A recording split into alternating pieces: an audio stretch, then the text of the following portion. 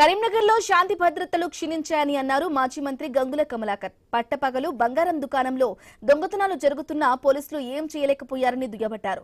MLA camp office మీద దాడి జరిగినా భూ కబ్జాదారులు భూములు కబ్జా చేస్తున్నా పోలీసులు పట్టించుకోవటం లేదన్నారు.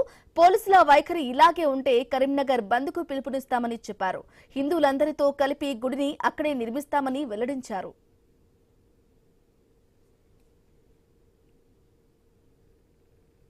పెడతారా? ఎన్ని కేసు పెడతారు?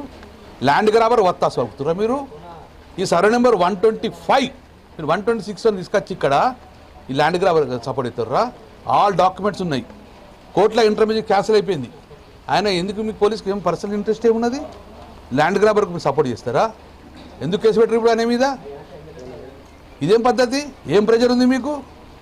పోలీస్ వ్యవస్థ అంటే కరీంనగర్ పోలీస్ అంటే ఎంత షార్ప్ ఉండరు? ఏమైంది ఈ వ్యవస్థకు? ఇదే పద్ధతి? ఇప్పటికైనా ఎంక్వైరీ చేయండి. ఈ ల్యాండ్ ఎవరిది?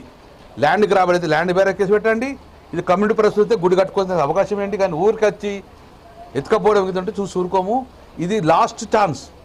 మళ్ళీ గిట్ట పోలీసు గిట్ట ల్యాండ్గా సపోర్ట్ చేస్తే కరీంనగర్ బంద్ పిలిపించేసి మొత్తం మంది తీసుకొస్తారు. కరీంనగర్ బంద్ పిలిపించేసి మొన్న ఎట్లయితే బంద్ పిలిపించారో కరీంనగర్లో మా ఆఫీసు దాడి చేస్తే అలాగే బంద్ పిలిచి టోటల్ హిందువులందరినీ తీసుకొచ్చి గుడి కడతాం చెప్తున్నారు. ఖబర్దార్ అని చెప్పి హెచ్చరించి జరుగుతుంది.